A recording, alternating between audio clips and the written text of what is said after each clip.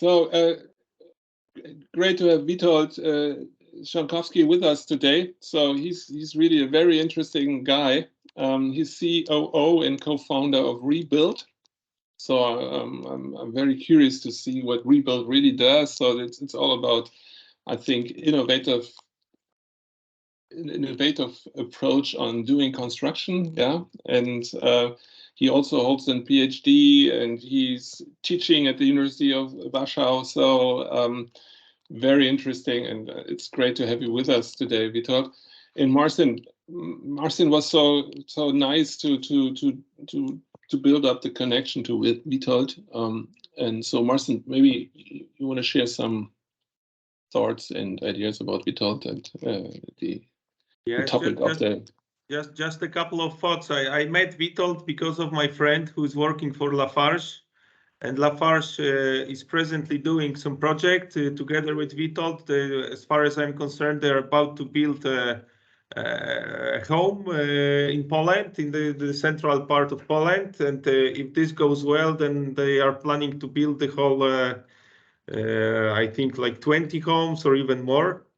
So I saw this technology when I was visiting their studio, which is located in the factory of the biggest Polish concrete prefab manufacturer. So they are nicely backed with also with Lafarge, with this prefab producer. I think they have some knowledge and some connections on Polish construction market, because I think this is the only one 3D printing company in Poland. Well, and so yeah, and today initially we spoke that the colleague from Lafarge would join us, but he couldn't make it. So thanks, Witold, for your time.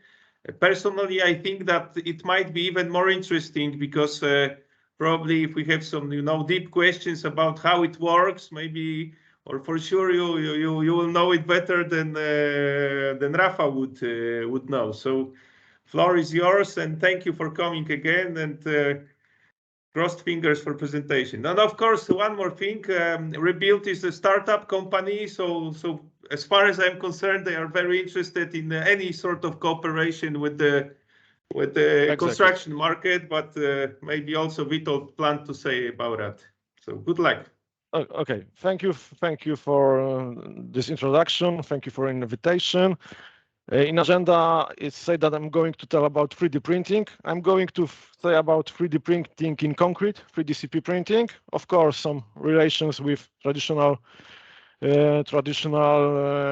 printers are also here. When we see and when all of you know something about FDM technology, when we melt some thermoplastics and material is deposited in roads, layer after layer, we have the increase of the structure.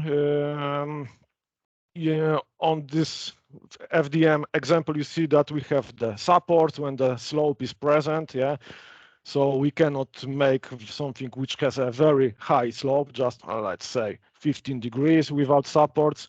In FDM, it's simplified because you can just break the supports. When you print with concrete, let's say it's impossible to remove the supports. Yeah, so that's the issue that has to be passed in some days. We have the idea how to do it. Of course, 3D print has some advantages, like let's say it's fast, yeah, from the 3D model to production. Like when you're using FDM, is very simplified. You don't have to know about milling, turning, or something like this. You don't have to have this knowledge, yeah. And it's very useful when you produce something which is small, serious, and it has some uncommon shapes, yeah. Let's say when we produce parts in thousands, injection molds or casting will be cheaper but if you want to produce a prototype, the 3D print is always cheaper than produce molding forms, yeah, injection forms. So that's the way when we use concrete print is the same like in traditional 3D print. So we have some CAD software which allows us to export STL file. I think every CAD allows to do it. Then you have the slicing operations. Slicing, that means we divide a model into the rows, yeah. Then the G-code is generated. Kind of G-code is depending of the printer, yeah. The kinematics, engines is included in G-code. So that means move from that point to that point with such position, extrude material or not extrude material. And you have the thousands of the lines of the code. It leads you to obtain a object. And both, as I said, both approaches in concrete and FDM are the same. This is a visualization of production of our first in situ building in Poland. As we see, we have the gantry construction, and we start printing. Yeah, some frames from the print, increase of the volume, and at the end you put on the doors or something like that. It's like building the walls right now in that stage of the technology. Now it's impossible to build a roof by 3D printer. You have to put roof separately at the end of the process. We use gantry structure because it's stiff. Also, it's also quite cheap, and the kinematics is well known. Yeah, but there are some other approaches that you have, let's say, robot arm or crane, which have some advantages and disadvantages, like in every case. So for last years, we used the technology to produce some small architecture on landscaping, like flower pots. And this year we built the first in situ building. But you can also use this technology to prefabricate buildings, yeah, especially when you have some arcs, curves that you cannot do with formworks, yeah. In like Pekabex, our host, he produced thousands, but in shapes which are basically rectangles, yeah. Okay, I have some videos from the process. So as you see, this concrete have some special advantages, like the concrete is very stiff, sticky, and thixotropic, as you see. The major challenge when you print with concrete is to maintain the weight of the layers which are on the top, yeah. Like bottom is still not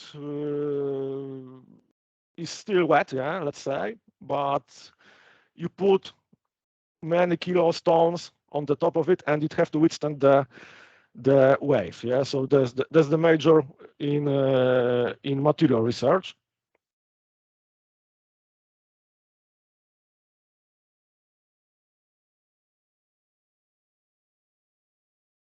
Okay, I have, this is a 2 minutes movie, but it has a time lapse from preparation this in situ building. This is a result on the left, of course. I thought you built it at McDonald's. Too loud? Okay, I will. No. Okay. And it's from the beginning. One day it took to put the printer on the site. It was our first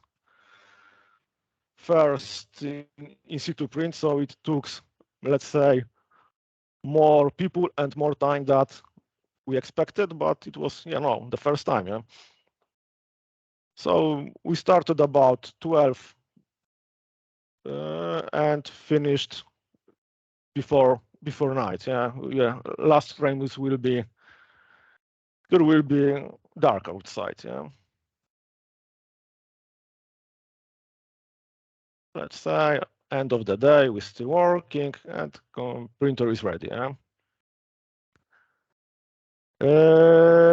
Because it was the first time, we haven't print everything one day. Yeah, we were afraid that we'll collapse or something like this. So first day we printed only 40 centimeters.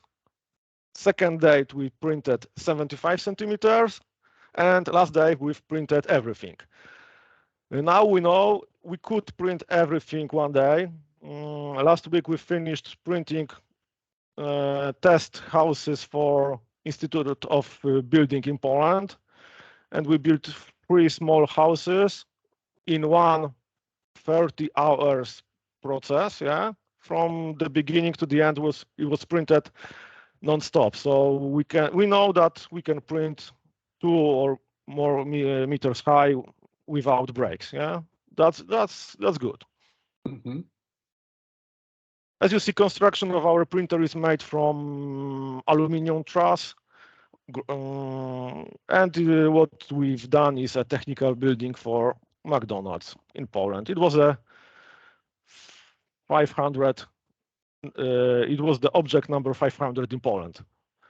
It was the 25 of the president of the company, 25 years president of the company in Poland also. So 3D print is now is let's say small field, but according all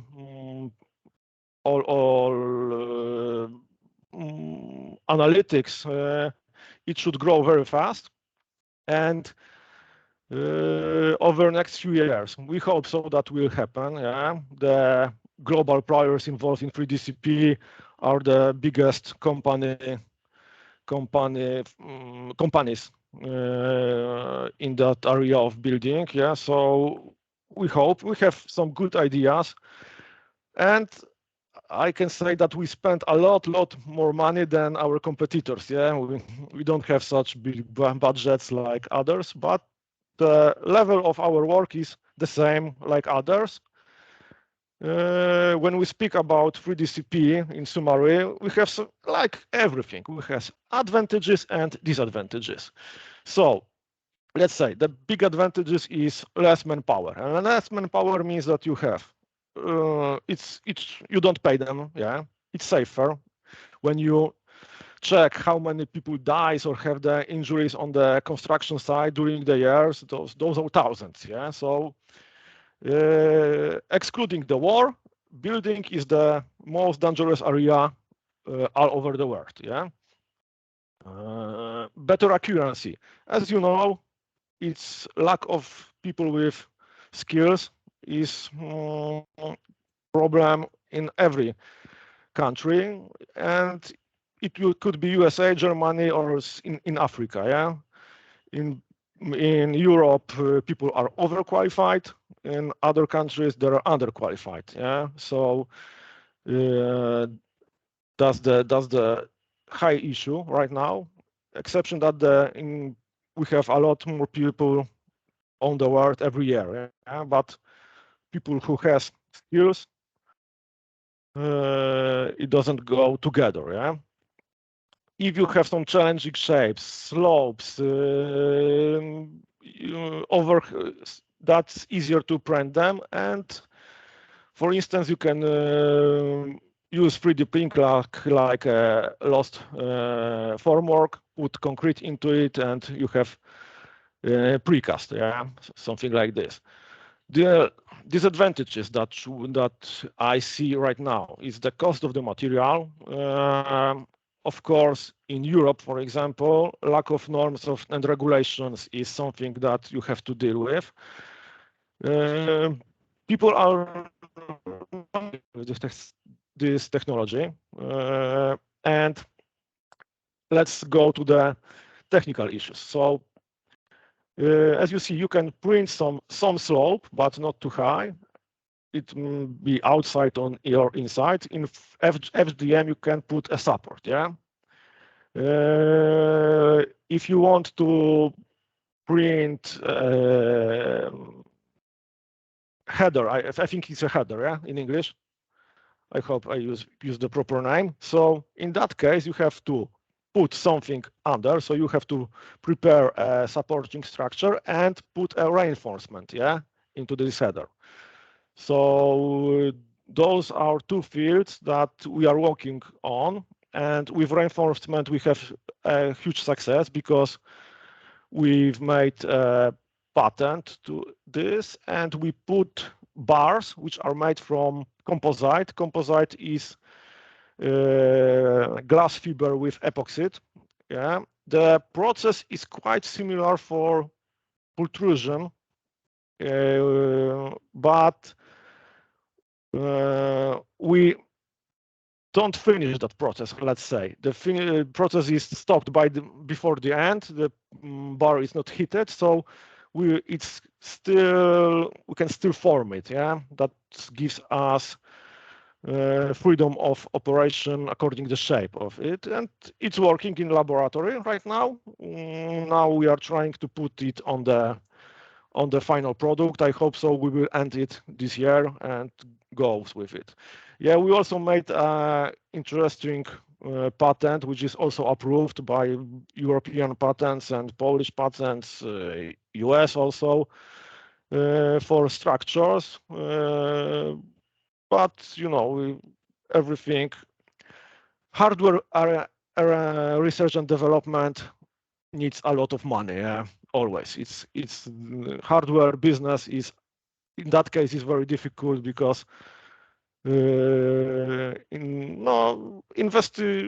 have to invest a lot of work and also a lot of money to reach the goal. Yeah.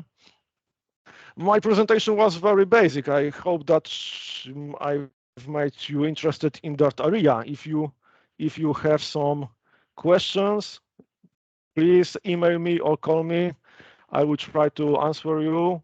If you would like to hear something more detailed in future, I would like to present it to you once again if there will be such will from you.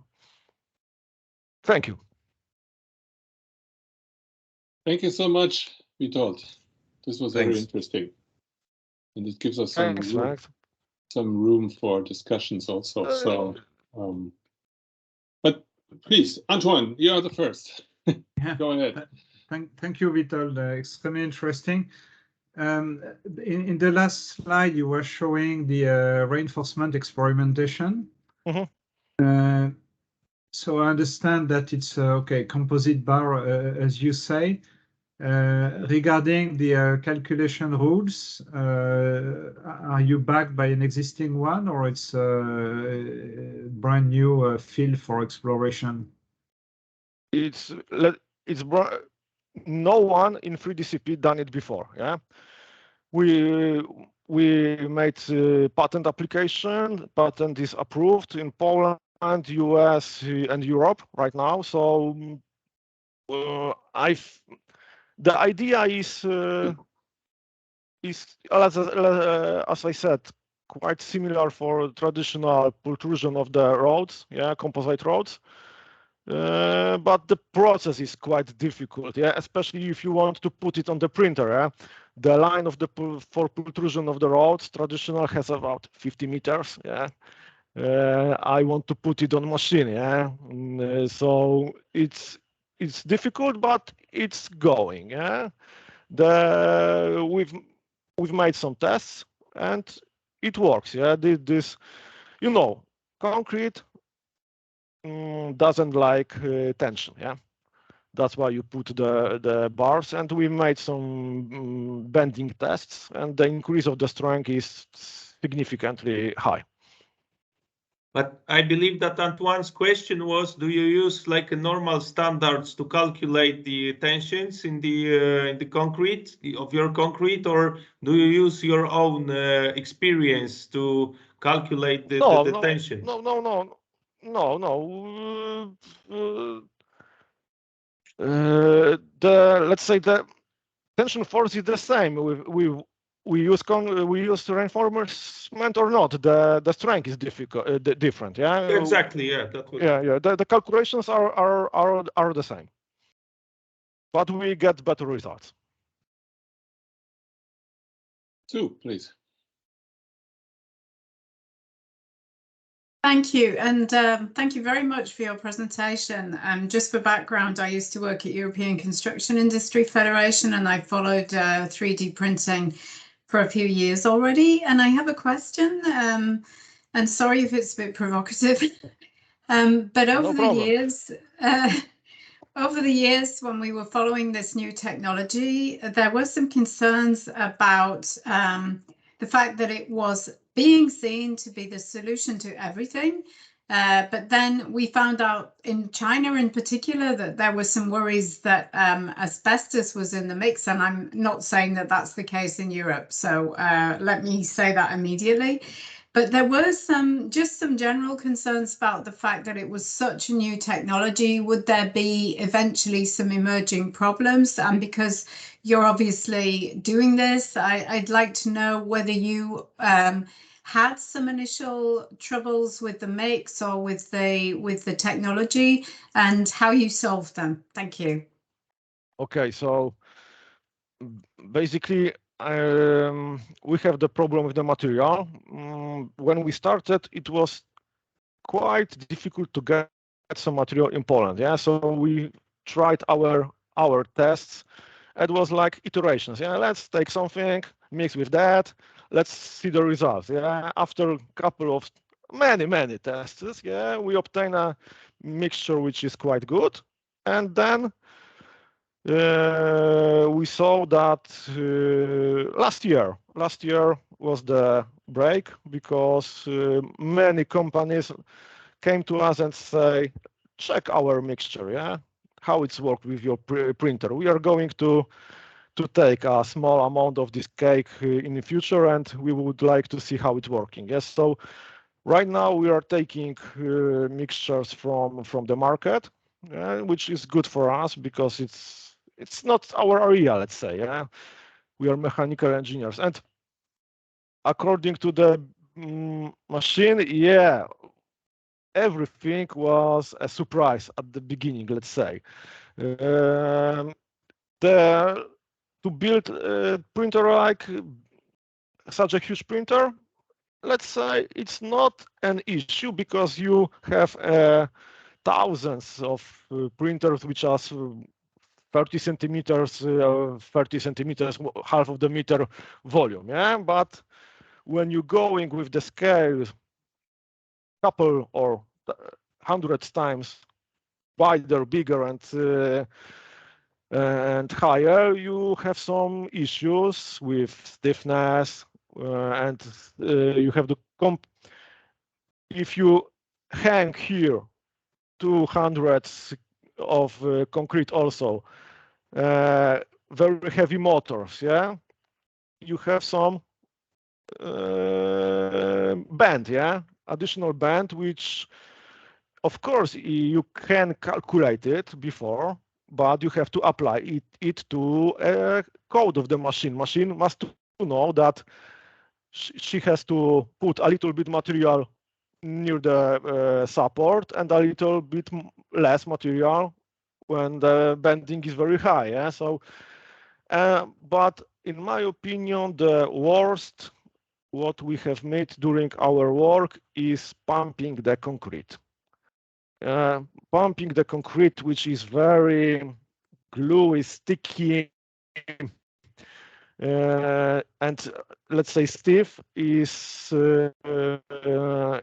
a issue that takes us a couple of months.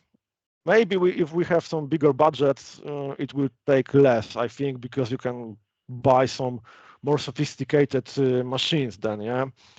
But we passed it, yeah. So I would say that pumping the concrete and extrusion of the concrete to obtain, let's say, quite good quality of the surface was the biggest issue.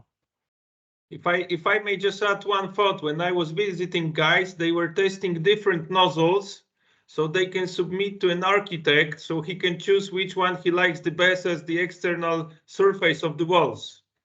Yes, yes. This is also this sort of, testing what looks better. I think it was that movie, maybe. Yeah, I think it was recorded during your visitation at our site. Are different than the top, yeah. But it's maybe not an engineering issue. It was like prepare something new. Nozzle is printed by FDM. It's maybe interesting for you. So a lot of parts we print at the beginning on the small plastic thermoplastics printer and put it on the our printer. Okay, more questions, please. Christina. Yes, I have a question. Congratulations for the nice presentation. It's very interesting. Thank you. Do you try to use another material, for example, carbon fiber? Or because you're talking about epoxy, and if you have to use carbon fiber houses, prefabricated houses from this material. You are talking about reinforcement, yeah? Yes. As I understand. Mm-hmm. It could be, of course, carbon fiber. It will be even better because it's stiffer. But according to relation of the properties and the cost in our approach, in our glass fiber gives us a good enough quality and much lower price. Yes.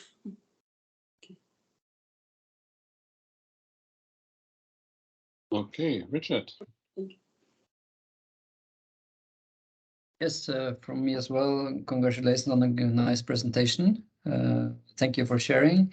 So I have two questions. The first one is I'm thinking about technical solutions inside these kind of buildings. So, for example, taking like circular holes for ducts, for example, how would that be in these kind of walls if you're fully printed and you want to do these kind of installations in a later stage? Is that the same? Is it a different way to go forward, or could you do it in the same way as in? Let's.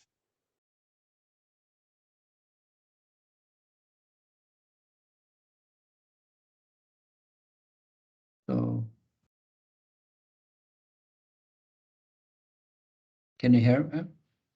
Didn't the question go through, or can you hear me? Yeah. We don't hear you, Witold. Witold? Okay, technical issue. Sorry. Right now, you hear me? Yes. Yeah. So I just want. Can Okay. I take? So the first one was with holes, and then the next one is connected to climate requirements. And if you want to say something about that later, maybe, because I live in Norway and we have we need some isolations up here. Okay. When we talk about this patent about the supports, we can, if we will go with it, it can be also used as a print the isolation. We want to heat. You know how the polystyrene is made, yeah? You have this very small balls. I don't know how to call it, and yeah, powder. Let's say powder, and it's heated by water foam, yeah, in some formworks, and it expands. Yeah, we would like to use something like this to let's for the first to print supports. Yeah. Polystyrene has this advantage that it can be removed and used a couple times. Yeah, so let's say it's not a waste. It could be refabricated a couple times. So when we remove the supports, we would like to melt it and use the same material for print insulation outside. Yeah, so the idea is quite similar to the traditional insulation when you have to stick the plates on the wall. Yeah? And according to environment, of course, you have some advantages like less material is wasted, yeah, because you don't have to cut anything, just print it in required dimension, yeah. So you don't have to bring people to the construction site, generate many burn fuel and something like this. The people have to eat, throw garbage. Yeah, you have to put toilets and other stuff to the construction site. So you can reduce it very well. And of course, we are working on printing with something different than concrete. Yeah. I've heard about projects when they have this hemp concrete, which could be more friendly, more environment friendly, and but maybe the best solution is print with clay. Yeah.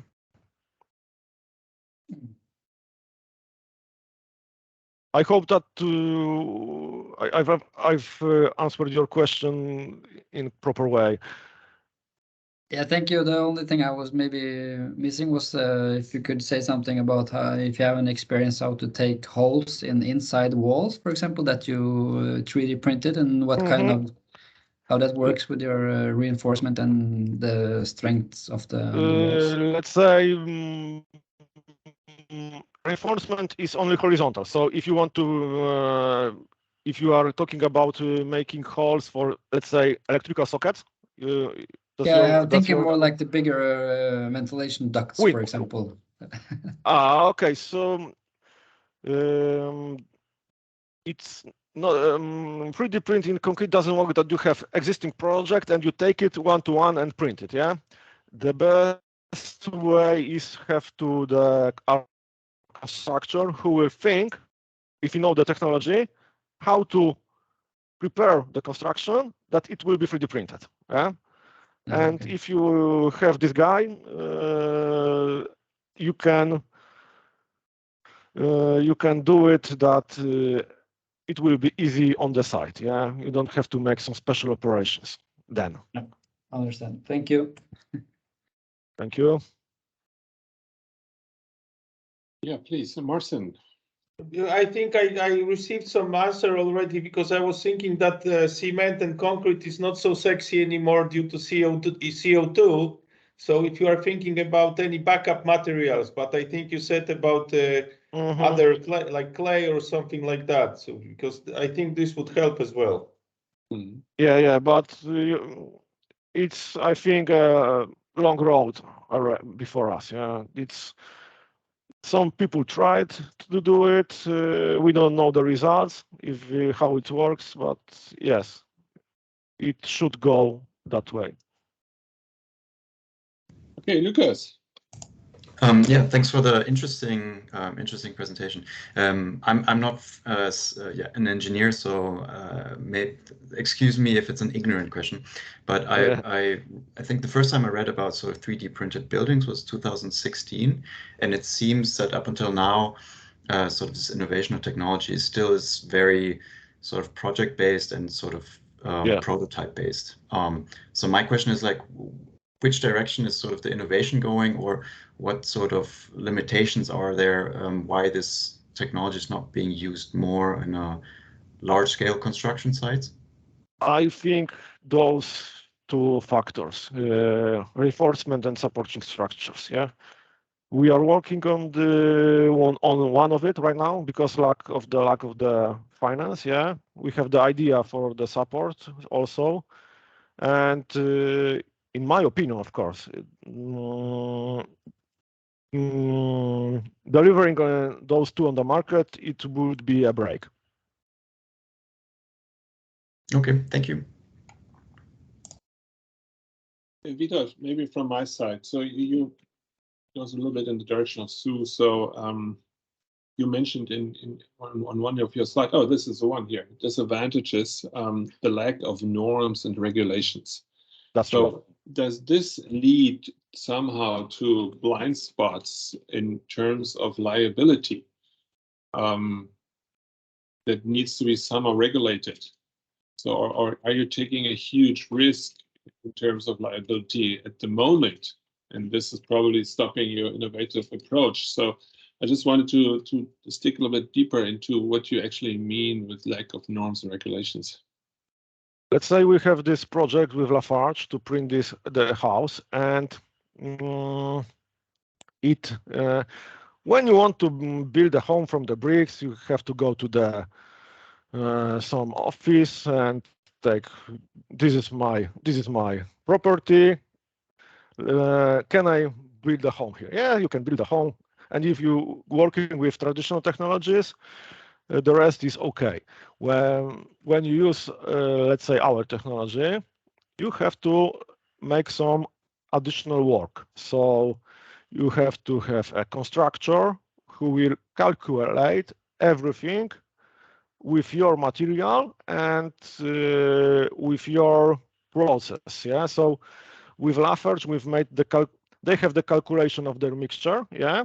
But also we printed something with them, cut samples, and make some research. And they said, okay, our material, which is goes through your printer, has properties like this. And their work in that case they were quite good, but it takes some time. Yeah, we provided that data to the constructor. He checked it. He measured the forces that he will expect from the wind, mass, and etc. Yeah?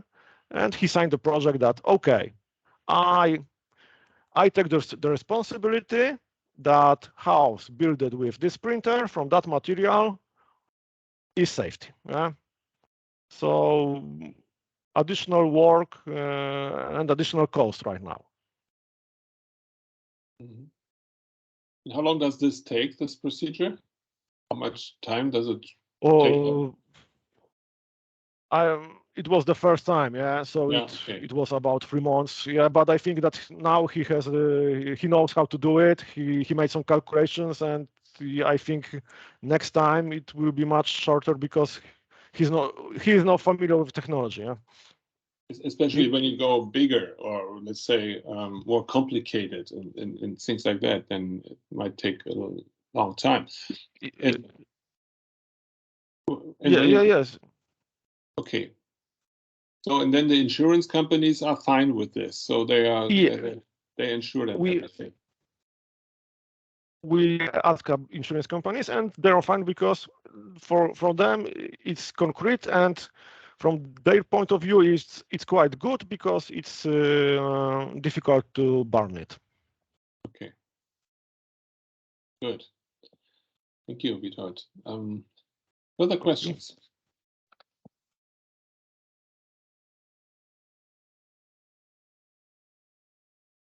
No, I don't. Okay. So, well, Witold, any other questions? I don't see anyone. So thank you so much, Witold. That was very interesting. Thank you for your time and this opportunity.